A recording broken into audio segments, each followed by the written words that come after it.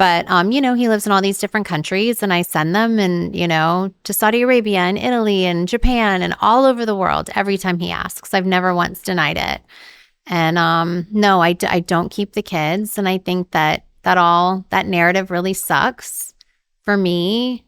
And if I spoke out about it and rebutted it, I'm just not that girl online that's going to like fight back and be like, wait a minute, your assistant and you said you wanted a whole different birthday party. And you said your party's at 4, so we did ours at noon. And now you're going online saying that I'm like, it's just a totally different narrative than what the reality is. And that just really sucks. Yeah. I was wondering that because, the world has obviously seen it. Like Kanye has said some pretty like horrible things about you as a mother publicly, and you never really respond. What toll does it take on you to stay silent? I know. There's been so many times where I've written a draft and been like, I'm going to go. I'm just like, and then I'm just like, what's the point? What is the point? Am I going to go back and forth? My kids are going to see this. They'll figure it all out when they want to make those decisions. And I used to be so protective and so like hide everything. And then, sometimes it's like you just can't hide it all. And I better prepare them for what life is going to be like for when they figure it all out. So, I mean, I never say anything negative about my kid's dad just because like it's out there. Like the last thing my kids need is for them to hear it from me.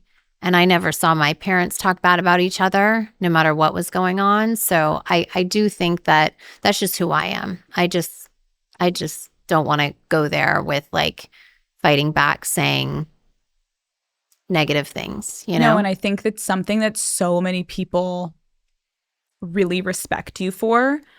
But I think there's also the side of people that are like, I don't know how she does it. Yeah. Because there's been so many moments that I can imagine. I would write the draft too. And then right as you're going to post, you're like, why? I wish I did last time. I had a good post ready to go.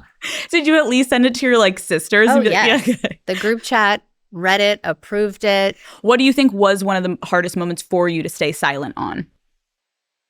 I don't care what you say about me. I don't care what you say about the world and your beliefs and any of that. Anything about my children, I don't care what it is. That's hard for me to sit back and be like, come on, even just like, sharing stuff about them, Yeah. It is hard to sit back and when he says things about my mom, that's what's really hard for me because she loves him. And to this day, like still does and is super, emotional about it and sad about it. And it was a big part of our lives, So, I mean, my kids, I say such positive things about their dad that like North had to say to me, Mom, I think you go upstairs and like, cry at night. Like, it's okay. Like, it's time to move on. You need to have a boyfriend now. Cause like, and I'm like, wait, what? Like, North. What? I cry? Like, no, I'm getting a massage like upstairs. What do you think is happening? And I was like, oh my God, I say such positive things all the time. And I'm like in the car, if they want to listen to music, like as hard as it is for me, like I want them to think the best things,